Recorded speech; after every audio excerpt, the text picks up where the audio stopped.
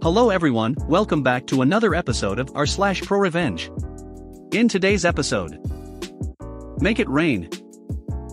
Did it now? Want me to read the most extensive role of the play in class? Sure thing. Before we get started, make sure to subscribe so you will never miss a video.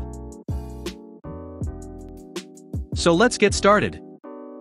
Make it rain. This story happens to me very recently while at work. I didn't want to share this story as it's recent, but I have decided that I'm just going to change some things. This story is too good. I don't want this memory to be lost in time, like tears in rain. Blade Runner reference. Best movie. I work in security, and it's an easy job, real easy. However, sometimes things come along, and you have to deal with them. Like a naval personnel banging on the door thinking it's his ship, real drunk. Most of it is homeless, drug addicts, or drunks. Easy stuff, usually no problems. The real issues are when people I'm working with find it important to push their weight around. Cue Mr. BD, Big Dick. Now BD, and I don't have a lot of interactions. We don't really talk to one another. Considering the building I'm in charge of is away from the rest of the company security. Since that's the case, I have my own rules and guidelines. They were approved by my superiors for this specific building and for its environment. The building I work in has a lot of artistic types. The places does commercials, ads, product placements. You get the idea. The head of marketing, we will call him HM, is in charge of everyone in that building. He talks to me on a very, very regular basis. He comes to my office more than a few times a day to chat, smoke breaks and all that. It's very friendly, very simple. Everyone knows the rules. I talk to them all like I have been around for years. It's a very wholesome place. It's a normal day, things are running fine. Half the workers in the building are gone doing an off-site shoot. I get a phone call telling me that the custodial staff found lost money. I thought it was weird, since no one stated they were missing money. No problem, I'll deal with it personally. Now when someone says they found lost money, I think they found it in a common area. You know, in the bathroom, lounge, or cafeteria. Someplace like that. I get the custodial staff member to take me to where they located the missing money. He takes me to the highest floor and leads me to the office of, you guessed it, HM. He points to the desk and all I can say is, okay, how is it lost? The money he is talking about is a nice stack of 100s on HM's desk. Now the stack of 100s are clearly fake. Not by how they look, but for the fact that they have pink Chinese writing on them. It clearly states in Chinese that the bills are used for training. It's usually used to teach Chinese bank tellers to count American money. HM uses the fake money to reward everyone. Once every 6 months they get rid of all the stuff they can't use for further sets. They have a huge auction. The only thing you can use is the fake money. HM loves to say make it rain while he does the money shuffle. It's his favorite quote. He passes it out like candy. I thank the custodial staff for showing me, but it wasn't a problem. I fill out the paperwork indicating the money was fake, and no actual money was missing. I submit the paperwork. A few hours later I get a call from BD. OP, hello, this is OP, how can I help you?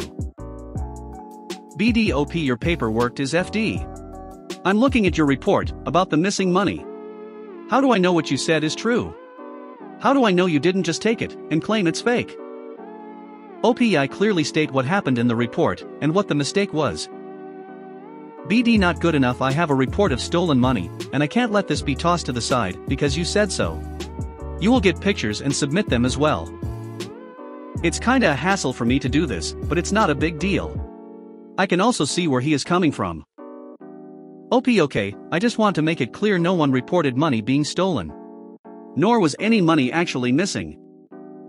However, no problem, I'll take photos, but I promise you will laugh when you see the pictures of the money, it's clearly fake. I chuckle.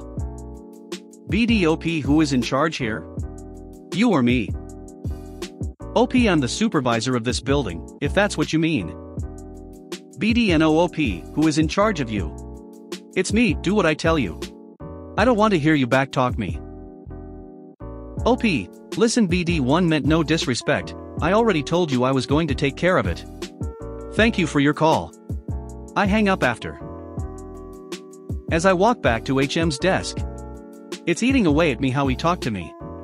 We are a team and should respect one another. He first called me a liar, accused me of stealing, then claimed I was disrespecting him. Okay, perhaps he is having a bad day. I haven't really talked to him much.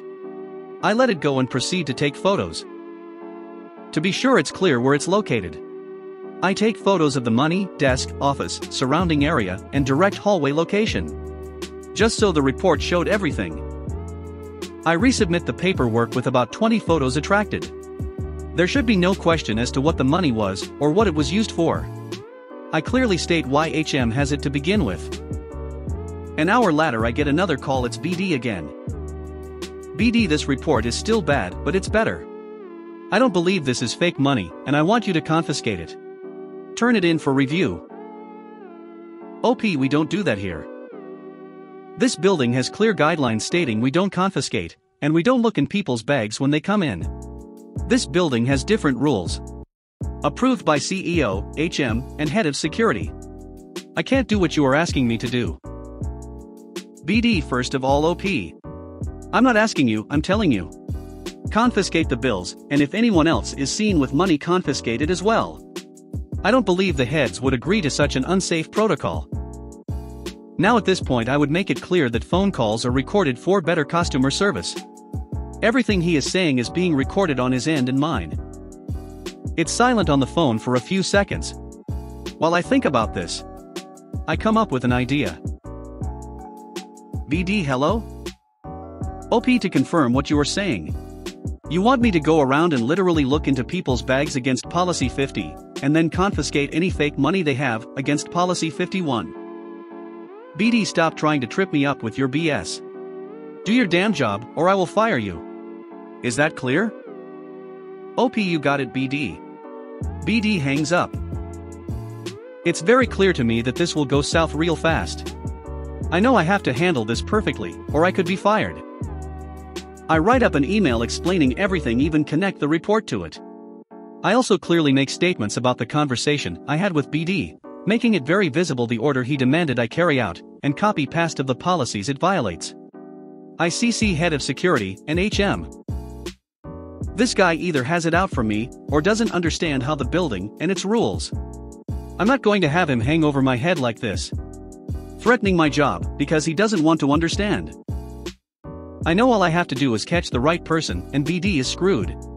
I know the staff should be coming back soon from their shoot. I go down to the front of the building. I wait till I see the group coming back. I stop them at the front door, stating, "Excuse me, who is lead of this group?" "I am." HM steps past some people. He looks at me with a confused look. HMOP, is something wrong? I pull him aside and tell him the situation. All the while he is waving people past him into the building. HM, what? Are you serious? This is unacceptable. I have known you for 2 years. I'm not going to let this stand. Let me make some calls. Can you shoot me an email of that report, please? OP, already done. I smile at him. HM, did you know I would react this way? OP, I had a feeling you would in some way. After all, you like to make it rain. His face grows wide with a smile. Make it rain. He does the money shuffle and starts walking away. HM, don't worry, OP, I like you too much to see you leave, I got this. About an hour or so goes by, I get a call from HM. Apparently BD claimed I never said the money was on HM desk, or that it was fake. He also said that I acted alone and with no orders from him. BD completely denies threatening to fire me. OP, I see, well, it's a good thing I recorded my conversations with him. HM, wait, you record all your phone calls? OP, if it's on one of the security phones, like the one I'm on, yes. HM, I see, make it rain. He then hangs up. He calls back a few seconds later and tells me to send him a file of the recording. He is going to have a conference call with head of security. They have known each other since they were teens. The next day I come into a surprising large amount of emails. All about event requests, the normal stuff. The very last email I got was an email from head of security CC'd with HM. He apologized for having to deal with that situation. Thanked me for compiling with BD until I was able to get things straightened out. BD has been terminated the day prior after the voice recording was listened to. I was also given full ability to run the building. The only person I answer to was head of security. Kinda a small promotion. Did it now. Many years ago, I worked at a company in Canada that ran some financial services. The owner was the kind of guy who drove race cars on weekends, and on weekdays would come into the programmer's room to complain that our fingers weren't typing fast enough. On a particularly panicky day, one of the web servers in the pool that served our app became unresponsive. We had these servers hosted in a managed rack at a hosting provider off-site. After several hours of trying to bring it back, our hosting partner admitted defeat and declared that they couldn't revive Web 02. It had a hardware failure of some sort. We only had a few servers back then, and they were named according to their roles in our infrastructure: Web 01, Web 02, CRON 01, DB 03, etc. Traffic and backlog started piling up with Web 02 out of the cluster, despite our efforts to mitigate the loss, which we considered temporary. Our head of IT was on the phone with our hosting provider trying to come up with a plan to replace the server. This was before cloud was a thing and each of our resources was a physically present piece of hardware. The agreed upon solution was replace Web 02 with a new box, which they were rushing into place from their reserve of hardware on site. By this point, the race car driving, finger typing speed complaining owner of the company was absolutely losing it. It seemed like he was screaming at anyone and everyone who dared make eye contact, even if they had truly nothing to do with the server failure or its replacement. Our teams worked together to get the new box up and running in record time, and were well into configuring the operating system and necessary software when they realized that no one wanted to go out on a limb and give the new machine a name. President Screamy was very particular about these names for some reason, and this had been the target of previous rage fests, so neither the hosting lead nor our internal soldiers wanted to make a decision that they knew could be deemed wrong and end up the target of even more yelling. So they agreed that the hosting provider would call the CEO and ask him what he'd like to name the box. But before that call could be made, the CEO called our hosting provider to tear them up. He was assured that the box was almost ready, and that the only remaining thing was whether to name it Web 02 to replace the previous box or to give it a whole new name like Web 06. Rage Man did not like this at all, and despite being at the other end of the office floor from his office, we could all hear him lay fully into the otherwise innocent phone receiver on the other end. "I just need that box up now. Fix it. I don't care what you call it. It just needs to be live. Do it now." And that, friends, is how we ended up with a web pool of servers named Web 01, Web 03, Web 04, Web 05, and the new server, Deutno. It also served well as a cautionary tale for new hires who happened to notice. Want me to read the most extensive role of the play in class? Sure thing. I was recently reminded of one of my greatest acts of malicious compliance, a 2-for-1, from my high school days. For some context, I absolutely hated reading out loud in class growing up. I had no issues with reading or reading comprehension. In fact, I was one of those kids who was reading on a college level in middle school, 6th to 8th year. But I had issues when reading out loud. Still do, in fact. I didn't know it at the time, but I grew up with ADHD. One of the things about my ADHD is my brain has a tendency to work faster than my mouth, so I end up tripping over words when I read out loud. That on top of general social anxiety made reading out loud hell for me. Most teachers had a tendency to leave me be, since I was a good student. But not my 10th grade literature teacher, oh no. For some reason she had a bug in her bonnet when it came to me. She wasn't a bad teacher, but she had a habit of trying to make me come out of my shell, and I hated it. I've mostly outgrown my social anxiety these days, but back then it was pretty bad. On to the malicious compliance. At some point in the year, we studied the Shakespeare play Julius Caesar.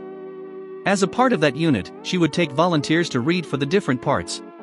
If you didn't volunteer, she would assign you a part. The first part of my malicious compliance was simple. If I had to volunteer to read a part, I would find the smallest part possible to read. Hello, plebeian number 1. I played by her rules, and it worked for a bit. However, she was still intent on yanking me out of my perfectly comfy, introverted shell. One day, she decided she'd had enough of my loophole. As I sat there, having scouted out the smallest part possible and ready to volunteer when got down the list of characters to it, she threw me for an absolute loop by assigning me the part of Brutus right off the bat. Shit. That motherfucker talks a lot, probably the biggest part in that play. My stomach turned at the thought of stumbling through his lines. But a light bulb went off in my head. You see, this teacher also had a huge thing for us reading the parts with appropriate emotion. This was my new loophole. We started reading, and I read for Brutus in a way that would make any drama teacher cry. Monotone, lifeless. No emotion. If I have to suffer through reading it, you have to suffer through listening to it. We got maybe a fourth of the way through the scene before she gave in, and had one of the more extroverted kids read the part instead. I went back to life as plebeian number 1, and all was right in the world again. If you made it to the end of the video, thanks for watching. Don't forget to like, subscribe and share, and we will see you in the next video.